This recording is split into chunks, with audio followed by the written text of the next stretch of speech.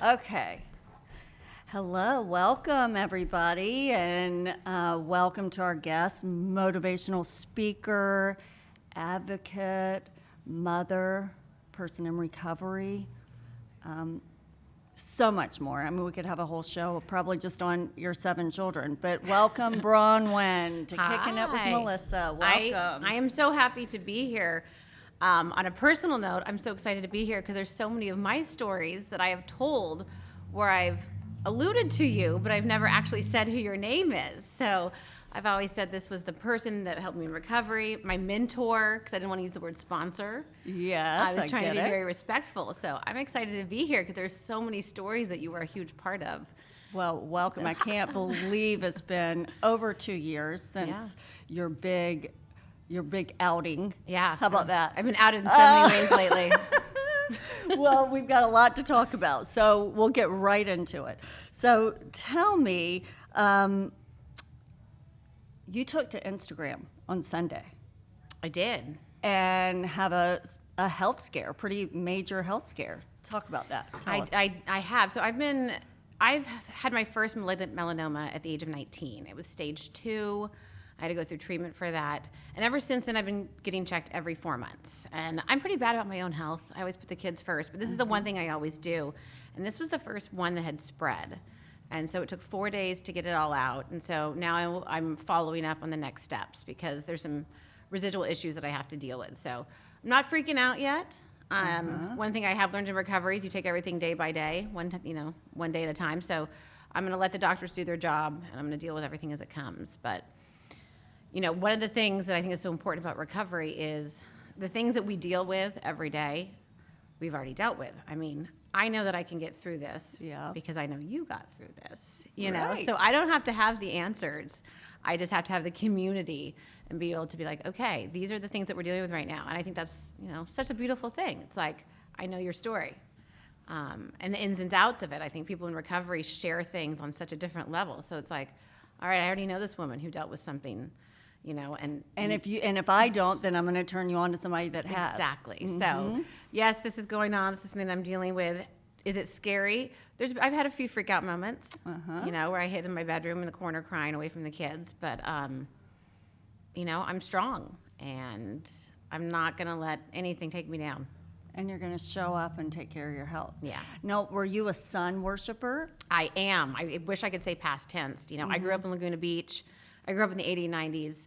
I did sun-in. I did baby oil. I did it all. I know. I love it. Me too. I grew up surfing. My dad was a big wave surfer. So I am an island girl. I'm a beach girl. And even after my first melanoma, I started wearing sunscreen, but I never stayed out of the sun. I just kept getting checked. So I am. You can see the sun damage. But for me, it's getting checked was worth going in the sun because that's my thing. I'm happiest barefoot in the sand. I know, it's a shame. And then the vitamin D we're supposed to get, I think we're probably all deprived of it no matter how much we're in the sun. I mean, take your supplements. What do they say? Do they tell you anything? Are you supposed to wear a sun shirt, or what are you supposed to do? I mean, they always say the same thing: stay out of the sun. And I'm like, thanks, good Well, talk. yeah, I'm not. It's like it's like when someone's drinking, they're drinking too much. Don't drink. Okay, cool. Okay. But basically, stay out of the sun. Keep coming back. Keep coming back. Well, at least you're sober and you can. You're not forgetting appointments. I mean, I'm not forgetting appointment. I think at least I'm sober. Like at most, I'm sober. I can't even say at the least I am. At my most, I'm sober. Right. We got to change the verbiage there. So, I can handle all of this. Like, there's a lot going on in my life, and none of it is unmanageable.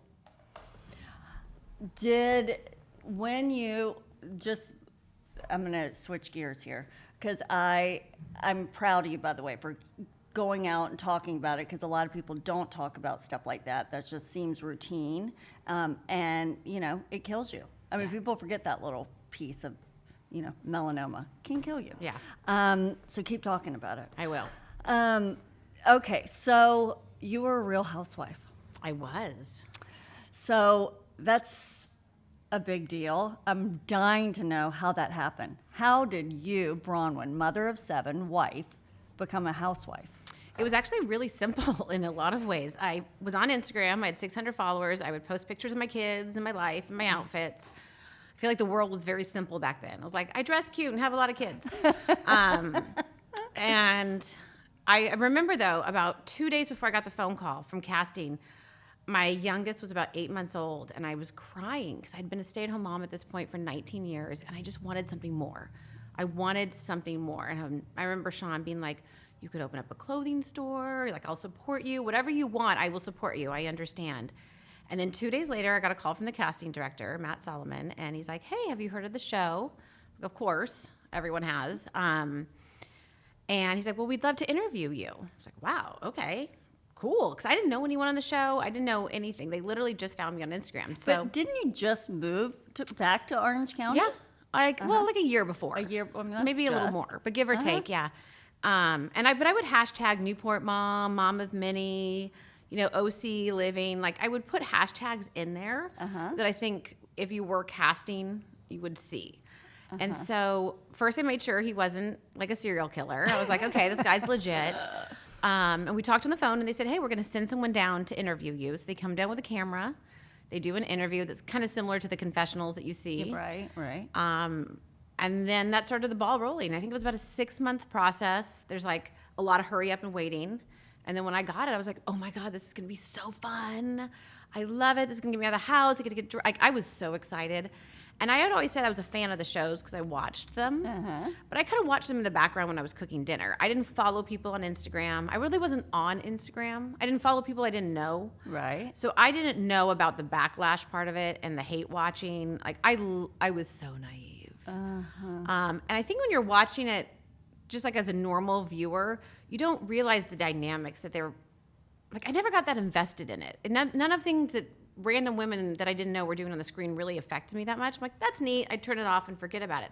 I didn't know about super fans and sides, and then, I mean, if you had told me I would get death threats from being a housewife, I would have been like, that's crazy. But nope, you do. Well, for what? What are people attacking you for? Well, I think I was a housewife during a very critical time in our nation's history. Yes, you were. And we we were in the middle of Black Lives Matter.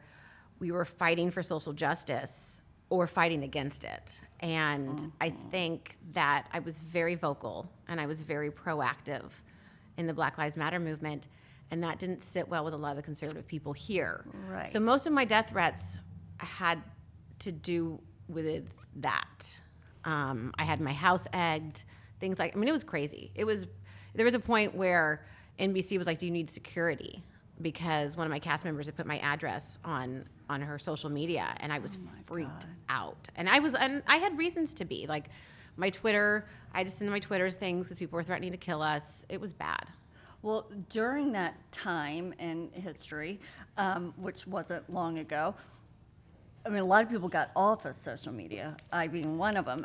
Because it just seemed like just this great divide. And there you are in the middle of this great divide, dealing with people on a day-to-day basis that you didn't agree with. How did you navigate that? Well, not very well. So I had gotten sober right before the pandemic, and I had gone to maybe a couple meetings, and then everything shut down. Oh my God. Because my sobriety date is January 30th, 2020, and the shutdown was, meetings started shutting down around March 12th. Right. 2 years ago. Yeah, but I didn't go to meetings for the first 30 days of my sobriety. I didn't go to a meeting because I didn't think I needed it, because I have nothing in common with those people. So I was very new to sobriety and AA. So I think that looking back, I didn't know this at the time. Looking back, social media, social justice kind of became my new drug and my new fixation. So instead of working on why I drank and doing the work, I was like, let's just pivot over here. Okay, this is your new addiction.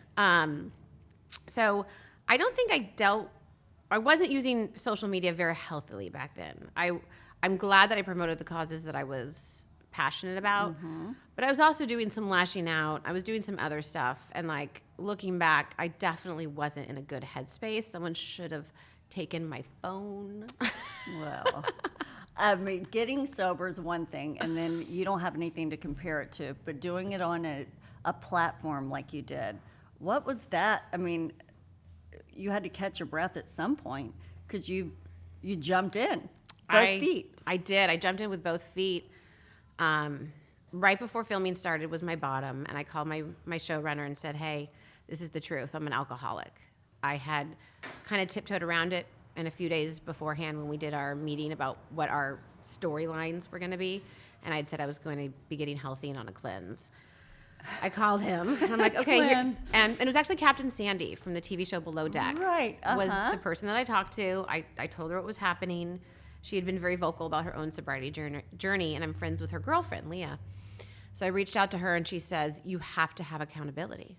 If you want to stay sober, you have to do it on camera. You had no problem getting drunk on camera. Why are you having such a hard time saying that you're an alcoholic and getting sober? And she was right. It was because if I didn't say it, then I had an out. If I actually said it on camera, I was going to have to stay sober. And I'm like, oh, I don't want to do that. But it turned out to be the best thing I ever did that I know for a fact saved my life. So I called him, and that became everything. It was a very hard cast to get sober with. From day one, it was, you're lying. That's something you want to lie about. You know, and I remember calling you before some particularly awful scenes where I knew I was going to get attacked, and I had a lot of anxiety. And I remember you telling me, God, I remember being on the phone with you, like freaking the frick out, knowing that I was going to be attacked by these women. Instead of just saying, hey, this is great, I'm glad you're getting sober, it was like, you're a liar, you're that, like constantly. And I remember you telling me to, let God go in beforehand, to have that presence go. I remember it so vividly, sitting in my car, I don't even know if you remember this. Oh, well, not the exact conversation, but I'm there with you. Because there's certain moments in your life that are a big deal to other people that you don't even know are. And you said, have them go in first, whatever your higher power is, and kind of have them take care of it before you ever walk in. So when I would film, I remember I'd get somewhere, and I would always take about 30 seconds, close my eyes. I'm sure people thought I was meditating. I wasn't. I was like, all right, God, you got to deal with these bitches before I can. All right, you got me? Okay, we're good. And that's sort of how I had to go into most of the scenes, was preparing for the vitriol that was coming my way. And it was hard. It was definitely hard. And then that moment and you were there for it when it aired. You were actually holding my hand. And I said, my name is Braunwyn. I'm an alcoholic, Powerful moment. That powerful. Changed the trajectory of my life. Yeah. So let me ask you, so you got sober your second year on the show. Yes. So I got real drunk first. Well, do you think that being on the show actually showed you about your alcoholism? Do you think that just amplified what was already there? What do you think? Looking back on that first season, did that help you make your decision, or did it one have to do with the other? No, 100%. So I started drinking right before we started filming. I'd been sober for 7 years. Okay. Mainly because I'd been having babies. And so I'm fine. I don't have a problem. I just been 7 years. I'll be fine. It's definitely a stressful show. There's a lot of drinking. There's a lot of, you'll be at dinner and you'll order food and they'll be like, no, hold the food, bring the drinks. So although they don't force you to drink, I'm never going to say that. I took every sip of alcohol willingly. It was so easy to just drink. It was fine. We all drank too much. There's Tamara doesn't drink in real life, but she would drink a lot on the show. And it's just the culture of it. It's so easily accessible. And there's a safety. When you get drunk there, you're going to get home okay. You're in a bubble. Yep. But towards the end, there's a lot of scenes I didn't remember. And that's really scary when you're trying to film a reality show that's based on interactions with other people. And you're like, what? I'll never forget, one of the producers showed up at my house talking about a party. And I'm like, oh, that went so well. I'm so much fun. I'm so glad I didn't cry. And he's like, what? And he can't say anything because that's not their jobs. But he's like, we're going to start this scene with you calling Tamara, because my memory of what happened wasn't. So I had to watch some of those scenes back, and I was like, oh, that's not good, So I knew I had to stop drinking for season 2 because I was starting to black out a lot. My blacking out was getting more and more common. I was drinking in the morning. And I think if I hadn't have had that date of filming, that I probably could have lied to myself for a little bit longer and taken because I was really good at taking a break from drinking. I could take a few weeks off. Well, you took 7 years off. Yeah. So like for me, it wasn't how long I could go without drinking. I could go without drinking just fine. It's what happens every time I do. Got it. Well, that brings up a good question, because a lot of people, alcoholism has a poor connotation. I mean, it doesn't, but most people hear that word and go, ugh, judgment.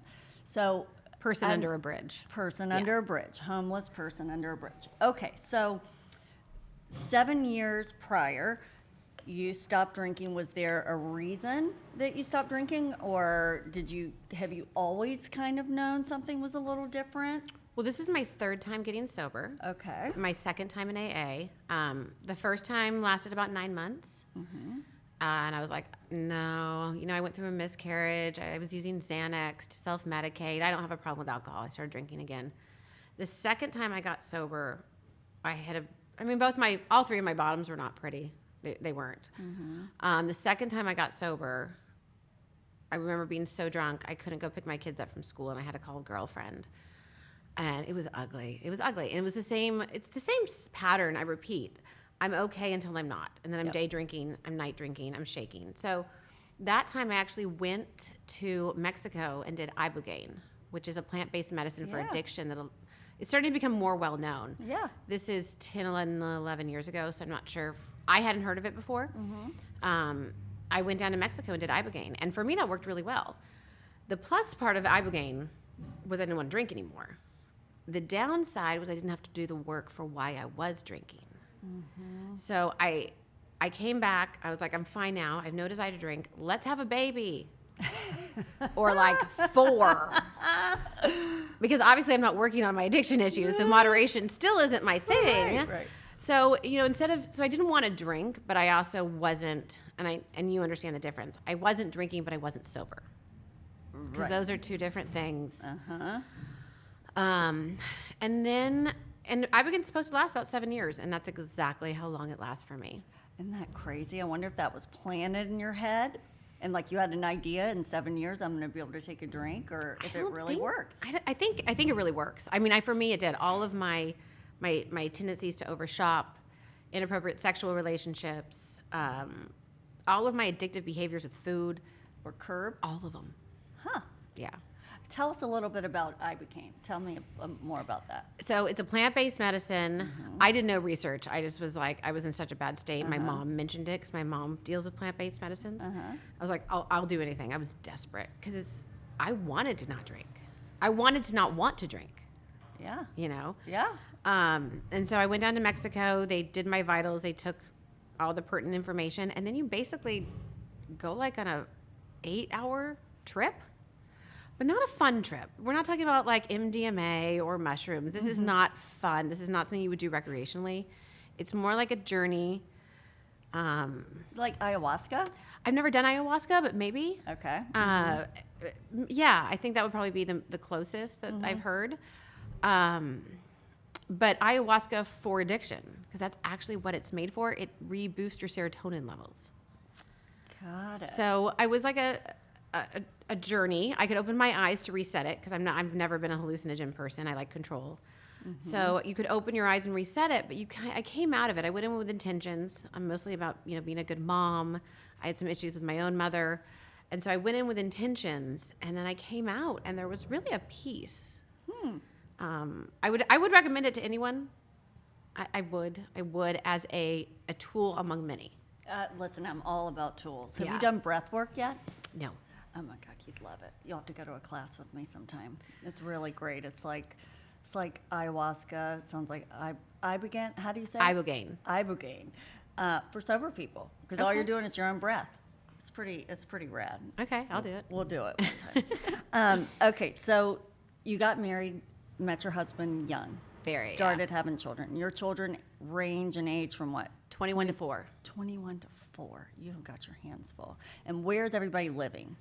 Bella is in Newport. Her and her boyfriend have their own apartment here. Okay. She goes to college in Fullerton. Rowan is in West Hollywood. Okay. And then I have the the 16, 8, 8, 7, and 4 at home with me. Oh my God. So you've got your hands full. Yeah. And everybody back in school, it's all that. Okay, so That was me knocking on wood. I know. Listen, and I know you've got your children are at the magnet school, right? Yeah. Aren't they? And Yeah. they're artistic and Jacob, I mean, all the kids are artistic. Like the girls are doing, they're getting paid to do NFTs right now with their art. Jacob is such a creative. He's the one that does drag, the gender fluid Yeah. child. Yeah. So yes, all the kids are amazing and artistic and free thinkers. well, that comes from you. How has your mothering changed? Going to bed at night without guilt changes everything. You know, when you put your head down on the pillow at night, I don't do a perfect job ever, but I do a good job every day. And I put my head down on that pillow and I know I did good today. My kids were loved and I was present. And I think parenting from that place changes everything. Because even if I mess up or I'm not perfect, I can own it and I can move on and I don't have that debilitating guilt. Oh my God. And There's like nothing worse. you were never, I know you had your children after you got sober. Yeah. And which is, Knocking on wood. you know, such a beautiful gift to them. So I have memories that I wish I didn't.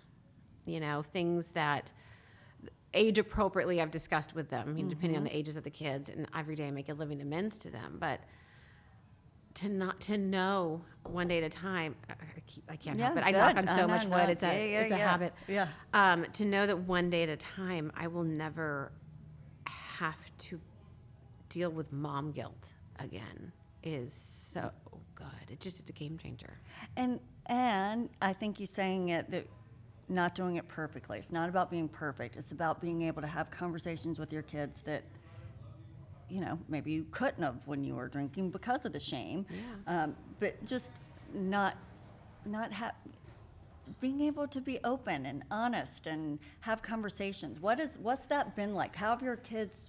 What's their take on recovery and sobriety? I think it depends on the age, Okay. obviously. My 21-year-old doesn't drink. Huh. You know, it scares her. She has seen the most. You know, she's been through all. So Jacob doesn't remember as much, but the older ones definitely have more of a memory of me drinking than the little ones do. But I've been very honest. They know this runs in our family. They know that they could have it. They know I struggle with it. They know every day isn't easy. I don't hide from the big ones. Like, there are times where all I want to do is drink. Like, I'll be having a bad day. And I go out a lot. I go to parties. I go to clubs. I'm out. And people are like, God, that's so hard. How do you not drink? I'm like, that's actually not the hard times. For me, it's the quiet moments when I'm home alone. Or, like, it'll come out when I'm cooking. Yep. And I'll be like, oh.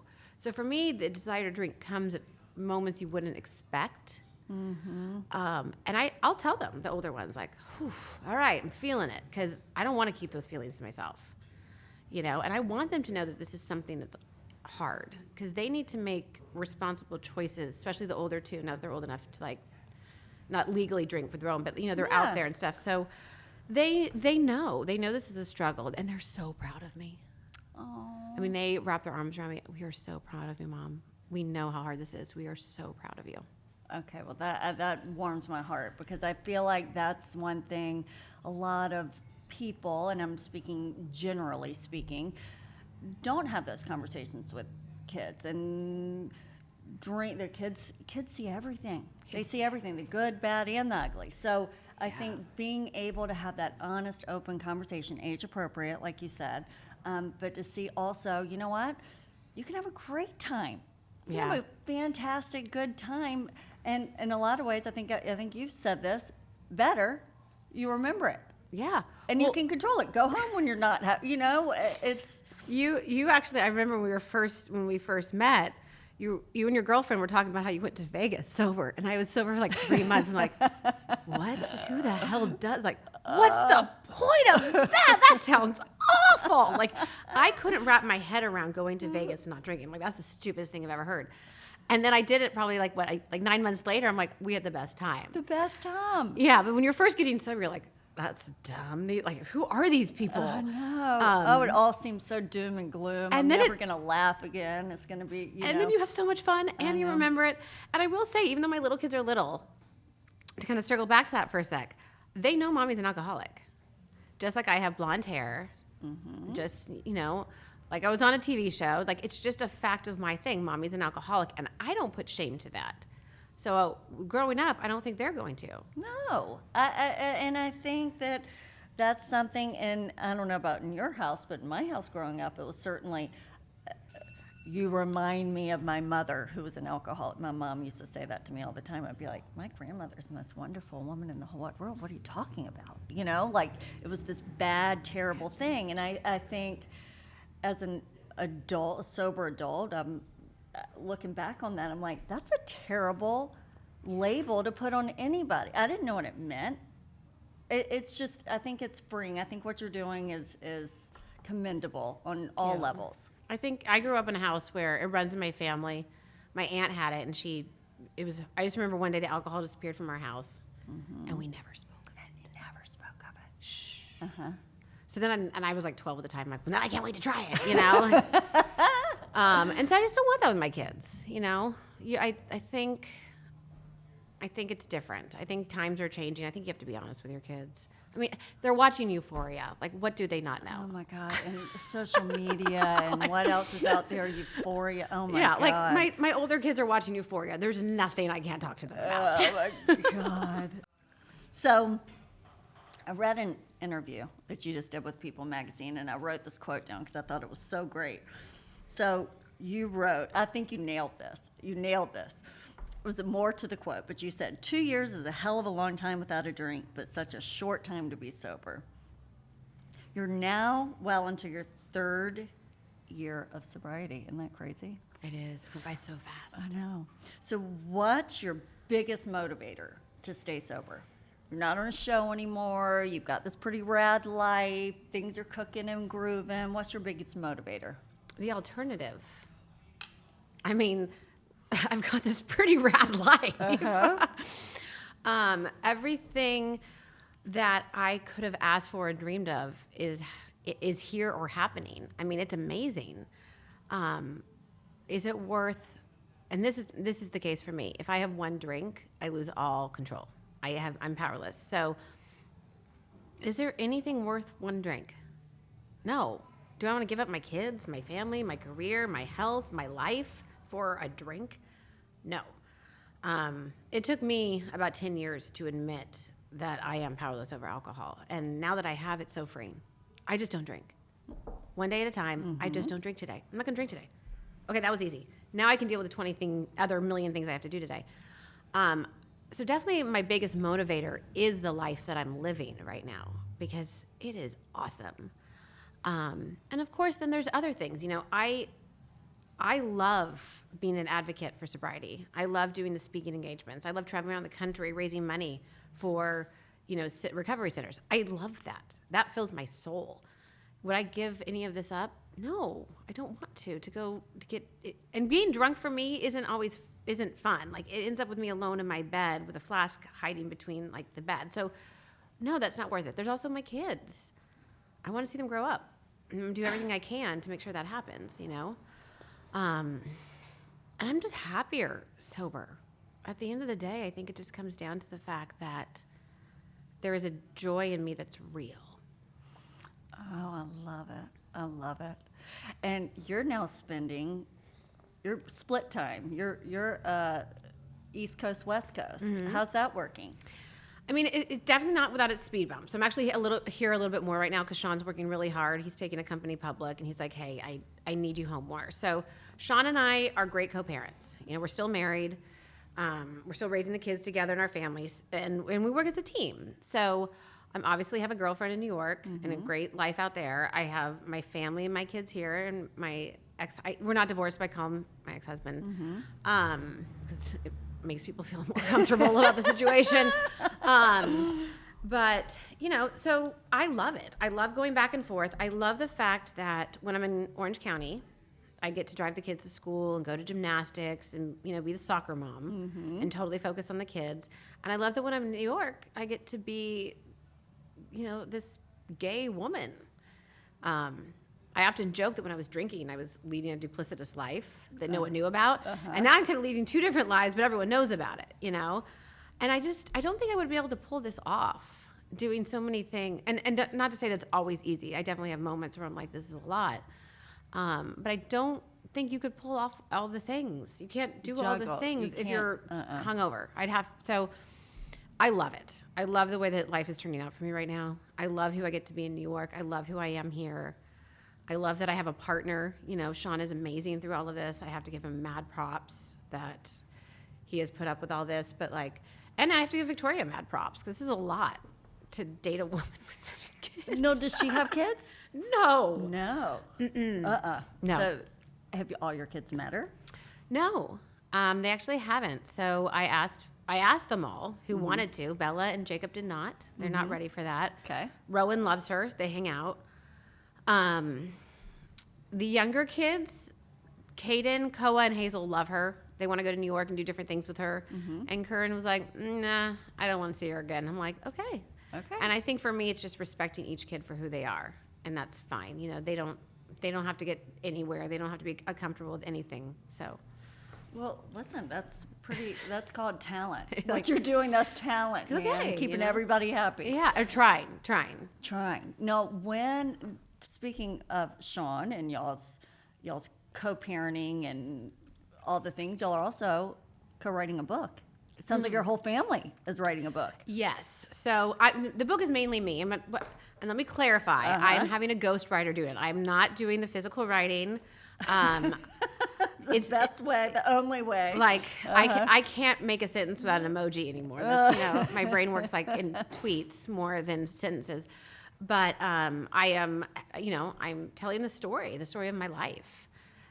There's a lot of things that I don't think about or even talk about. And as I was sitting down, with this woman telling her all this stuff, it's like, she's like, holy crap, that's so much. And I'm like, on the show, people said to me, it's too much. And I think that's why they didn't believe a lot of it. But if you look back at the history of me, it's always been too much. My life has always been like that I've just gotten used to it.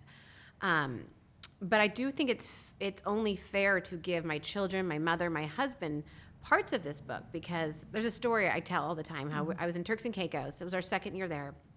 And I was with the older girls, and I'm like, oh, remember the last time we were here? We had so much fun. And Bella looks at me. She's like 13 at the time. She's like, last time we were here, Ro and I were fighting so bad, you've threatened to push us off the pier. I'm like, I don't remember that. In my mind, I just remember happy family. So I think that's kind of how we all are. Our memories aren't always correct. So I want to do the story of us justice. And so when I was talking to the literary agent, I said, how do you feel about this? That I tell my story, they tell their story, and that way you get the story.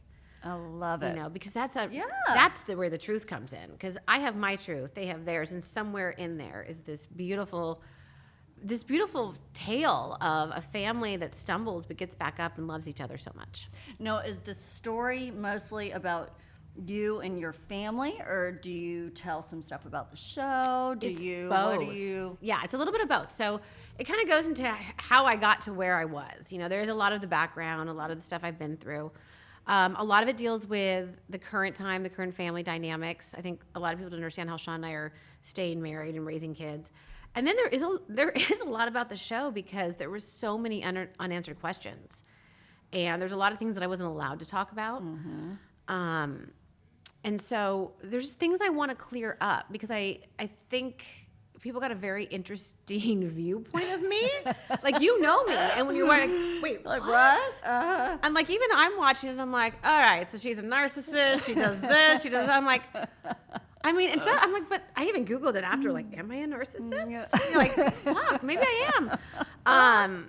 But I think there was just so many ways that I was, and I don't want to blame editing, because that's so cliche, but it's true. There were so many ways they could have told a beautiful story, but instead they went for the cheap shots. You're a fake alcoholic. That honestly took me a year. It took me maybe longer. I think even at 2 years, people were like, oh, maybe she's not faking it. Oh, she's not really gay. It's like, what?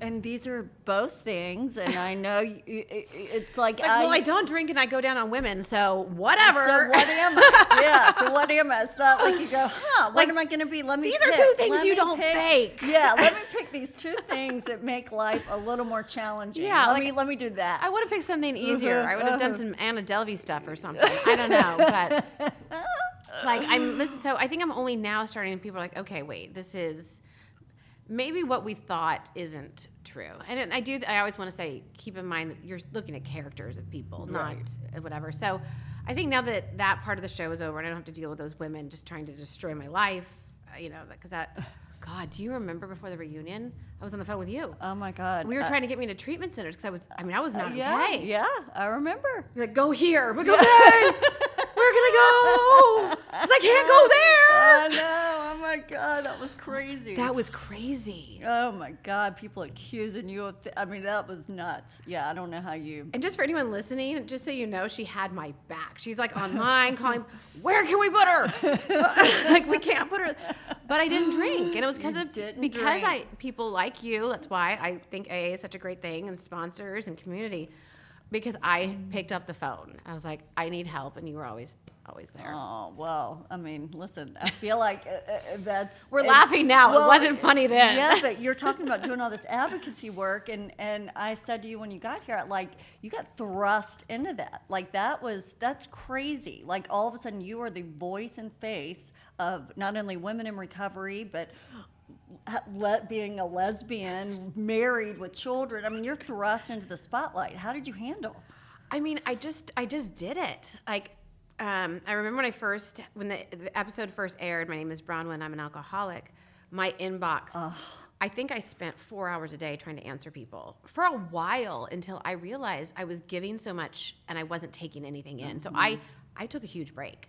I turned my social media over to my assistant for a little while. I was like, I have to deal with me. I don't know what I'm doing. I don't have the skills for this. Like, I want to help people, but I got to help myself first. And same, like, there was this late in life lesbian app. They're like, Braunwyn is the face of it. I'm like, wait, I can't be the face. I need some guidance here. Like, is there another face? Because I need her. Right. But, I just did what I could with what I had. I started the mental health Zooms every month. Yes. Because this is during the pandemic, so a lot of us are stuck at home. So I started the mental health Zooms. I started interviewing people in sobriety because I knew I didn't have the answers, but I knew that at least I had a platform to help to find people. Right. And I just kept talking about it. And I think that's one of the things that's so important about breaking the stigma of alcoholism is just to talk about it. I've been on my Instagram when I'm having a really bad day and I'm crying. I'm like, this is hard. I've been on Instagram when I'm having the best day ever, because that's the truth about being an alcoholic. Your life doesn't all of a sudden get better. You just get better at dealing with shitty stuff. That's right. Yes. And, and back to your quote that it's like, 2 years is a long time, but no time, like sobriety, it just keeps, they say the peeling back of the onion, but it's true. Yeah. Just more is revealed. Wait, I didn't know. Because it's all about character defects. That's what ends up tripping us up, right? Well, you told me in my 1 year, you said, now the real work begins. I'm like, oh, God, I've been crying for a year. I can't do this anymore. But it's true. It is. Because you're looking for that. It's almost like you've rung the bell, but wait, it's not over. Now it's just starting, right? So the first year is survival, I feel like. The first year is just don't drink. 100%. Like, just don't drink. There's a TV show called Single Drunk Female. No. I think that's the name of it. It just came out on Hulu. Uh-huh. And it's so funny. She's talking to her sponsor about all the things that are wrong with her life that happened when she was drinking. And she's like, what do I do? And her sponsor's like, don't drink. Don't drink. She's like, I know, but like, what do I do? Don't drink. And I'm laughing because like, it's so true. It's like, yeah. All these things happen that you caused. Mm-hmm. What do I do? Don't drink. And that's really the first year is just that. That's it. But it is that thing. It's like, because I think, I know you probably get this because you've been sober for 11? No, I'm coming up on 16. 16. Mm-hmm. So people think with enough time behind you, you're safe. No, there's no time to safe. And that's the crazy part, right? That's the thing. Like, I'll be with my girlfriend and I'll be like, I have to go to a meeting. She's like, oh my God, are you going to drink? I'm like, no. I'm going to go to the meeting so I don't want, like, it's like taking your medicine. Yeah. But like when she first started dating, that would scare her because I'd be like, oh, I need a meeting. What? And I'm like, no. Is this something I did? Yeah, like this it's, something I I did? need a meeting so that I don't like. It's an interesting thing. I said I actually try to go to meetings before I need a meeting. Like, Well, there's some great meetings in New York. like that's kind of my goal. And New York was slower to open in person. They are now, but they were actually a lot behind us. But I was like, I actually don't ever want to need a meeting. I want to go so I don't need a meeting, and that's how this whole thing works. But she gets it now. Yeah. I'm like, can I drink? Did it? And everyone has different rules, and everyone has different things they're comfortable with. But 2 years, long time without a drink, short time to be sober. That's right. I loved. I mean, when I read that, I was like, "Oh my God, she nailed it." Okay, so you said you were the first first. I don't know. Were you the first alcoholic on the show? No. No. Somebody that admitted that they were an alcoholic on a Real Housewife franchise? I don't know if they've admitted it. There's been some people that, and I'm not going to throw their names out because I don't want to, but there's definitely been some addiction issues that have been dealt with. I don't think they have said that they were alcoholics. Oh, okay. I can think back. I think now. other I can people think might have back said it maybe, behind their but- backs. Yeah, like Beverly Hills had some stuff. I know, like that. Yeah, New York, Beverly Hills Yeah. have had some issues, but as far as I can recall, I don't think anyone's ever said I'm an alcoholic. Now, Vanderpump Rules, Yes. Lala Kent has come out. Since then, Leah in New York, Leah Yeah. McSweeney, she is an alcoholic. She suffers from addiction issues. Frederick from $1 Million Listing New York has alcohol, is sober. James Kennedy, Yes. Captain yes. Sandy. Yeah, Captain Sandy. She's 33 years sober, or something, 32 now. So there have been other, but I think it's becoming, and also now Carl from Summer House. Oh, yeah, So I think I read something about that. Okay. So it's becoming more talked about and more acceptable. more normalized. Yeah. But I know you did tell me you were the first person to come out as Yes. lesbian on the show, and now Yes. in Miami. Yes. What's her name? Is Her it wife is Martina Navratilova. Yeah, I can't think I'm of it. forgetting I her don't name. know. I don't I know. actually don't watch much TV. Which is smart. So, and like when I do, it's something. It's something that I'm like really into. Like that Inventing Anna show was so good. But I don't watch a lot of reality TV. It's just not who I am. I read a lot. I read a lot of books. So you're not keeping up with Orange County this season? I mean, I'm friends with Jen. Okay. And obviously Noelle and I were really close for a really long time. So I hear about it, but I'm not watching it. Your names come up a lot. Yeah, I've heard that. Yeah, your names come up a lot. But And then did you hear what Noella? Because I met Noella. We went to her house. yeah, you were at her house. When she said, I hope this is in your book, her stack of vaginas. Did you hear about that? Well, I mean, I have seen that photo many times. Like, there's the things that I have heard and I have witnessed firsthand. I'm actually not putting any of her stories in my book because I do have a rule, which is if someone does something or says something during a friendship, I keep it in the vault. Yeah, that's smart. You You're a know, good like friend. I'm not. Yes. I'm not a bad person. But if it goes on the show, I free mean, game. yeah. So no, her wedding night photo. Yeah, I saw that. She would bust that out all the time for people. I remember like sometimes there'd be kids around. I'm like, I know.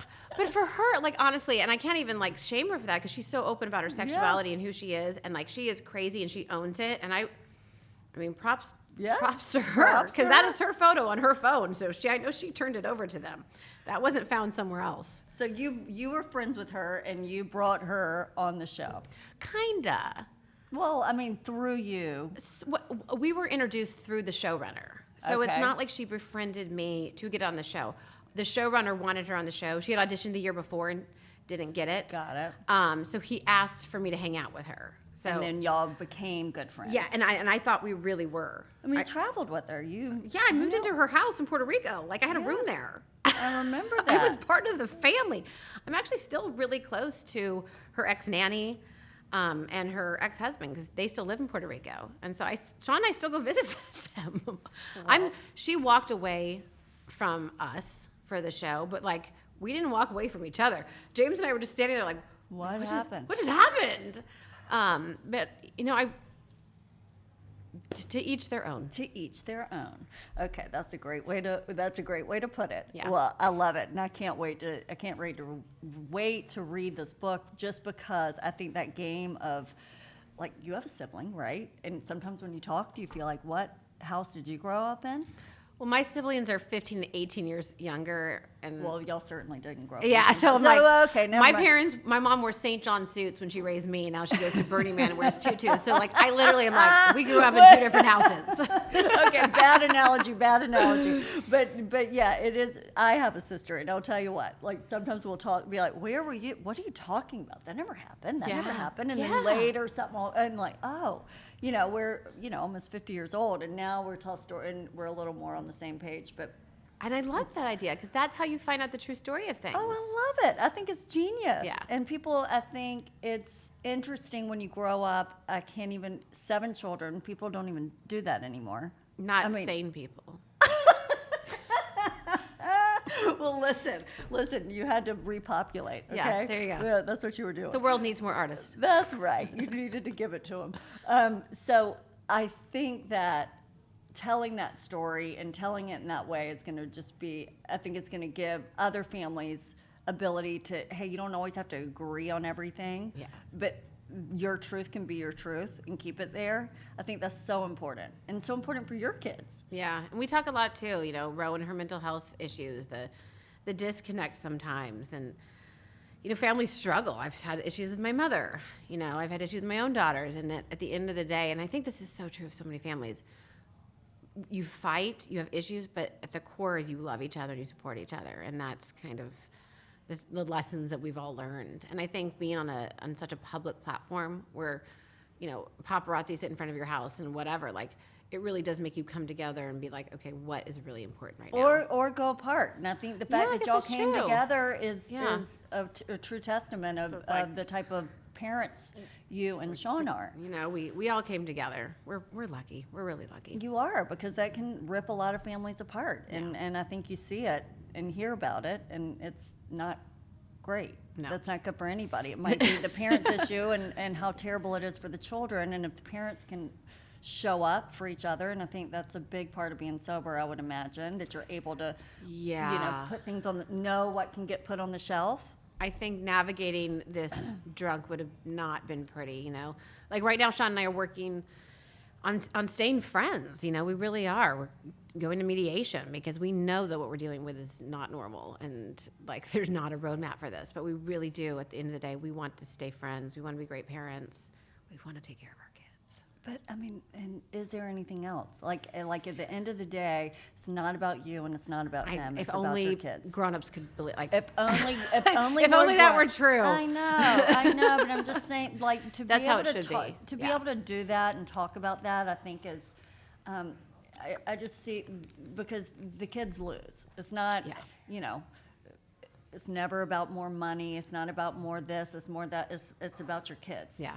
And so if you can man up and go, you know what, I'm going to do this, and I'm the gonna right woman up. thing to do. Woman up. Woman up. But yes. Yeah, if you're going to stand up and take and protect your family like the mama bear. Yeah. And I think that's what it's all about. Okay, well, anything that we're leaving off the table that you because I find you fascinating. I think that everything that you're doing and everything that you've become as a result of you just uttering those simple little words that are the hardest in the world to say, I'm Braunwyn and I'm an alcoholic, I think on national TV, I think broke open this whole idea that we just talked about this, but Yeah. what an alcoholic actually is. And an alcoholic is an advocate. She's beautiful. She's a mother. She's navigating relationships. She's traveling. She's having fun. She's giving back to the world and learning how to be authentic. And I think at the end of the day, isn't that That's what it's all about. what it's all about? Yeah. I think my one piece of advice for anyone listening to this is if you're considering getting sober, just remember the very beginning is the hardest part. And if you keep doing the hardest part over and over and over, you never get to the gold at the end, you know? It's worth it. 100%. Neither one of us is boring. No. No one gets sober to be miserable. We are having the time of our lives. And you know what? It's worth it. It's worth it. Well, happy belated birthday. Thank you. Happy belated birthday and well into your 3 years. And I just want to thank you for coming today, and thanks for opening up and sharing your story and what's going on. And I just love you to death. Mwah. Thank you for having me. Thank you.